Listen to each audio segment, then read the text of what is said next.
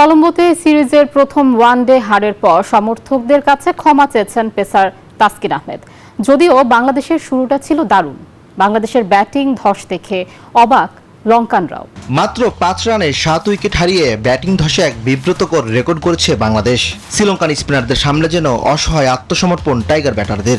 100 থেকে 105 রানের মধ্যেই 1 উইকেট থেকে 8 উইকেট নেই টাইগারদের। অবিশ্বাস্য হলেও এটাই বাস্তব।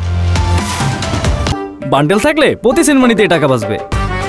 বিকাশ সেনমানি বান্ডেল কিনে জিতুন প্রতি লেনদেনে। এভাবেও ম্যাচ হারা যায়, এভাবেও সমর্থকদের হতাশ করা যায়। সহজ সমীকরণের ম্যাচে এমন ভরাডুবি হয়তো বাংলাদেশ বলেই সম্ভব। ম্যাচ শেষে হতাশ তাসকিন আহমেদ, সমর্থকদের কাছে ক্ষমা চেয়েছেন। প্রত্যেকটা প্লেয়ার যখন এরকম রেজাল্টের পরে রুমে যাবে, কেউই স্বস্তির ঘুম ঘুমাইতে পারবে না, খারাপ লাগবে। আমরা চেষ্টা করছি, আর সমর্থকদেরকেও সরি যে ইজি ম্যাচটা হেরে গিয়েছে আনফরচুনেটলি। আমরা আশা করছি দ্রুত কাটিয়ে উঠবো সব সমস্যা এবং সামনে ভালো জয় করবো। অথচ ইনিংসের শুরুটা হয়েছিল দুর্দান্ত। তানজিদ তামিম আর শান্ত মিলে প্রথম 10 ওভারে তুলে ফেলেছিলেন 60-এর বেশি রান। দুজনের 71 রানের জুটি থেকে আশার আলো দেখেছিল টাইগার ভক্তরা।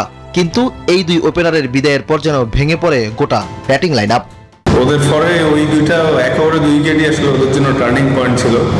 ডেফিনেটলি মিডল পিরিয়ডে আমরা বাজে ব্যাটিং করছি, বাট স্টার্টটা কিন্তু দারুণ ছিল। 16 ওভারে 101 থেকে একটা পরে 107 এটা একটু আমাদের জন্য ভেরি কস্টলি ছিল। বাংলাদেশের এমন ব্যাটিং ধস দেখে অবাক লঙ্কানরাও। ম্যাচ শেষে হাসারাঙ্গা কৃতিত্ব দিয়েছেন শুধু বোলারদেরই নয়, ফিল্ডারদেরও। Our spin unit bowled really well, and